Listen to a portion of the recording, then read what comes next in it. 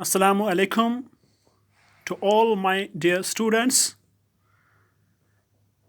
Today our topic is relationship between fundamental rights and directive principles of state policy. We know it has been a long time since we started this topic, directive principles of state policy. Now we have about to finish this topic, relationship between fundamental rights and directive principles of state policy.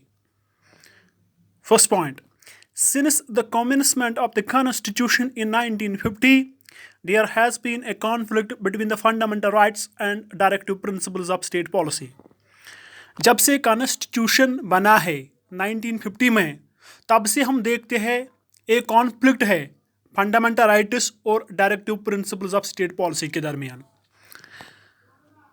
हम किसको priority देंगे, किसको हम priority देंगे, fundamental rights को देंगे या directive principles of state policy को देंगे? Fundamental rights are justiciable. Fundamental rights जो है वो जस्टिशिएबल है। जस्टिशिएबल का मतलब है अगर फंडामेंटल राइट्स आपके वायलेट होते हैं तो you can approach to the supreme court for the enforcement of these fundamental rights, while DPSPs are non justiciable. जहाँ तक DPSPs का ताल्लुक है, DPSPs जो है they are not justiciable. In case they are violated you can not approach to the court in the so अब हम देखेंगे कि जो 1950 से अभी तक what sort of tussle has been between executive and judiciary, क्योंकि एग्जीक्यूटिव और जुडिशरी इन्वॉल्व होते हैं इन चीज़ों में। इन द चंपाकम डोरेरजन केस 1951, पहला केस जो सुप्रीम कोर्ट के पास आया वो था चंपाकम डोरेरजन केस 1951। वो इसी बुनियाद पे फंडामेंटल राइट्स और DPSP। The supreme court ruled, supreme court ने कहा that in case of conflict, अगर कॉन्फ्लिक्ट है fundamental rights would prevail, fundamental rights prevail होंगी। हम तरजीह किनको देंगे? फंडामेंटल राइट्स को देंगे। It ruled that DPs, directive principles, have to conform to and run subsidiary to the fundamental rights. इस केस में एक और चीज़ क्या आई कि जो DPs है, जो डायरेक्टिव प्रिंसिपल्स है, they have to conform to and run subsidiary to the fundamental rights.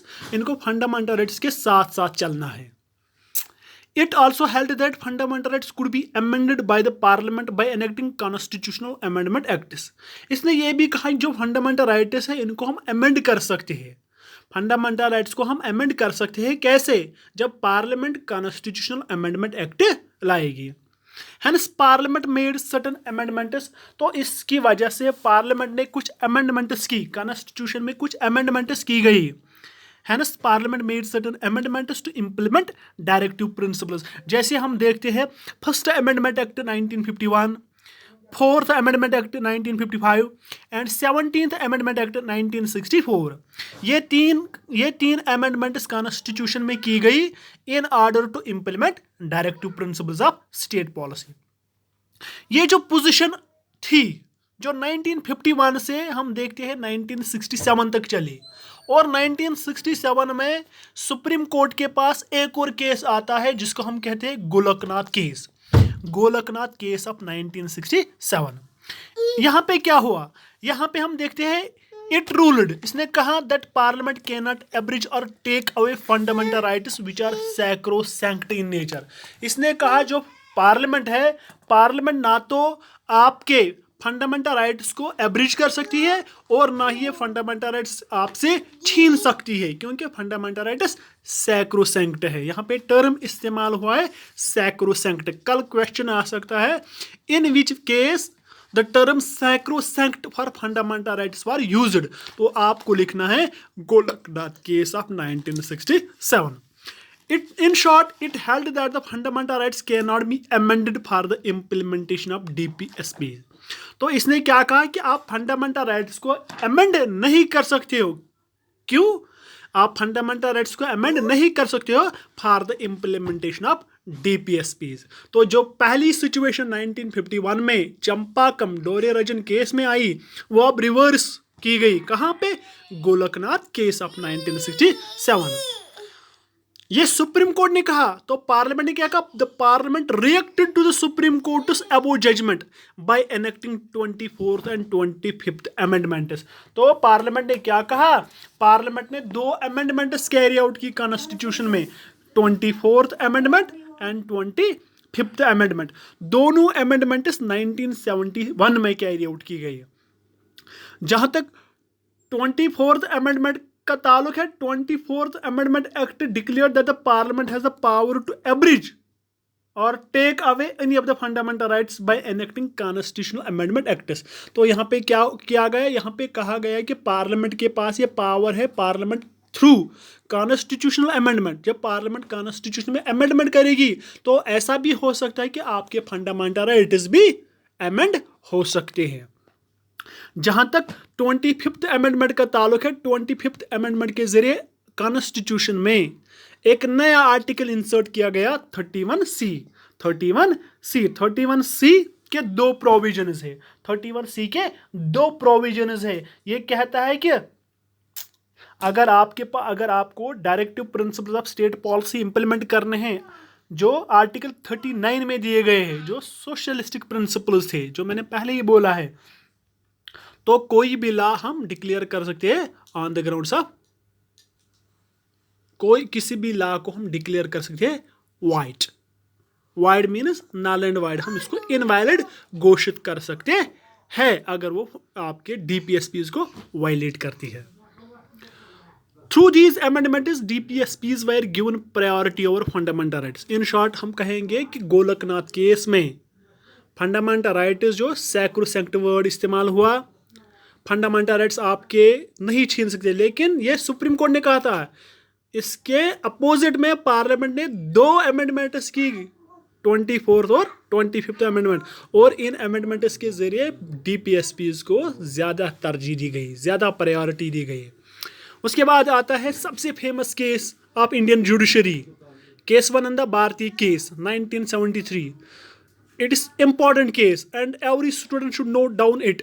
Case 1 द भारती केस कब हुआ? 1973 में। और इसमें एक अहम टर्म इस्तेमाल की गई कॉन्स्टिट्यूशन के नज़रिए से, basic structure of the constitution.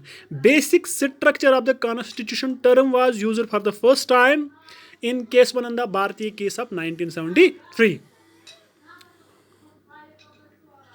और इसने कहा कि सुप्रीम कोर्ट के पास पावर है जुडिशियल रिव्यू का। इन शॉर्ट, सुप्रीम कोर्ट के पास पावर है जुडिशियल रिव्यू का। जब भी पार्लियामेंट कोई अमेंडमेंट करता है कॉन्स्टिट्यूशन में, तो सुप्रीम कोर्ट के पास ये पावर है कि वो देखेगी, वो दोबारा से व्यू करेगी इस जजमेंट पे, इस कॉन्स्टिट्यूशन अमेंडमेंट पे, कि ये मत कॉन्स्टिट्यूशन के साथ टकराती है। Later 42nd Amendment Act 1976 accorded the position of legal primacy and supremacy to the DPSPs over the fundamental rights conferred by Article 14, 19 and 31। उसके बाद हम देखते हैं 42nd Amendment 1976 में कैरी आउट होती है। सबसे कंट्रोवर्शियल अमेंडमेंट हम मानते हैं 42nd अमेंडमेंट को, 76 में घोषित की गई।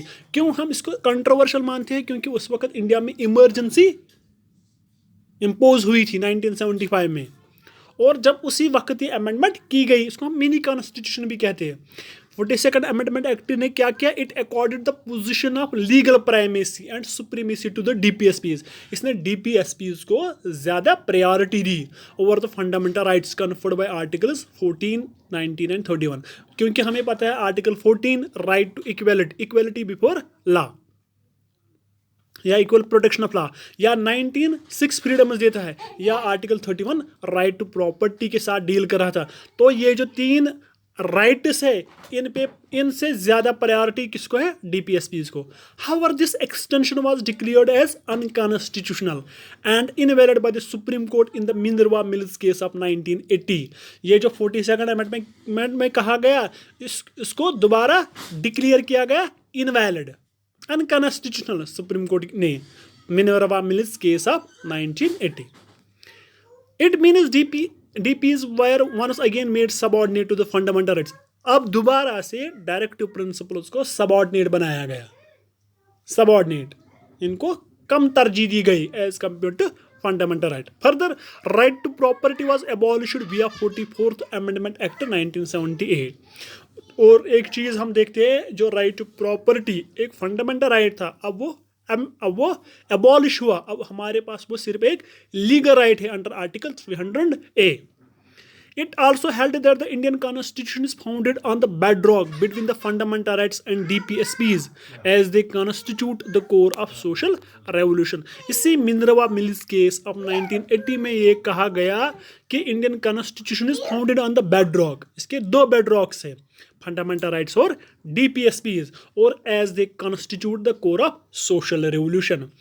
दे are two wheels of a vehicle. ये जो फंडामेंटल राइट्स और DPSPs है, they are the two wheels of a chariot.